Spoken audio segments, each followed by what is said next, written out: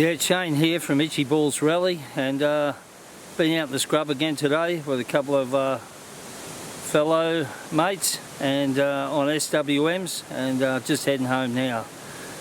I'd like to give a report on I've passed 3,000 kilometres on the Honda Rally 300, and to date there's been no issues. The only thing is the MT21 that I had on the back, and I changed out yesterday afternoon. Soft, and wear isn't its best trait. However, it does hook up in the mud and in the scrub behind the Sunshine Coast and the type of terrain we ride. I have put back on the IRC that the bike arrived with. Yeah, okay, it seems to go okay, but mud isn't its forte. So I'll probably return to an MT21 once this tyre's worn, and stick with those. They seem to be a good combination. I've got them. I had them front and back, and seem to really hook up well in the mud. With regards to the rest of the bike, it just continues to run smoothly and beautifully. We've had no issues. Been through the first oil change at 1,000 kilometres, obviously, and we're keeping an eye on anything that we think might go wrong. Nothing has to date. We have made sure that we keep an eye on bolts and maintenance and so on, but nothing's loosened. So I think as a product it's delivering what it said it would, and Honda's done a fantastic job here. I'd just like to go over a couple of other things. The way it rides through the bush is just simple, easy. It explores beautifully. Tracks that I've previously ridden past thinking that the bikes we're on were probably too heavy. This bike does it all.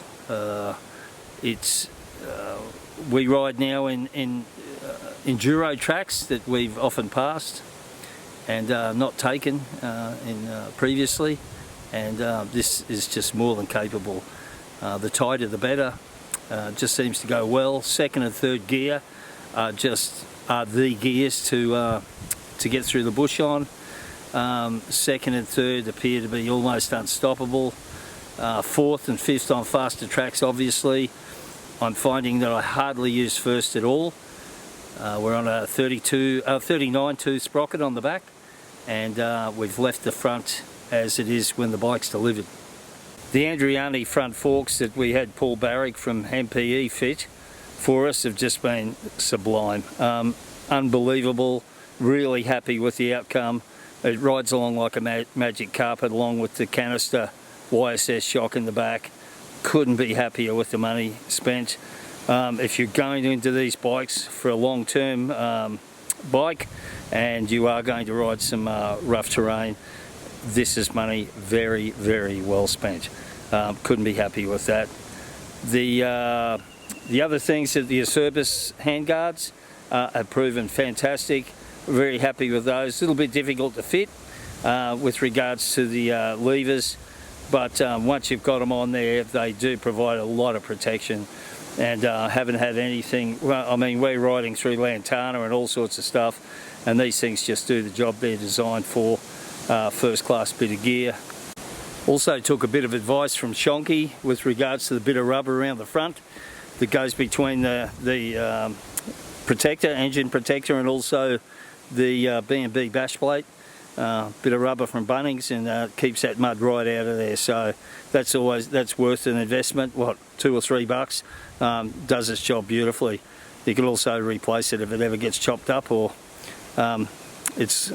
life's over. Whilst we're on B&B gear, we also got the chain guide down the back, alloy made by B&B.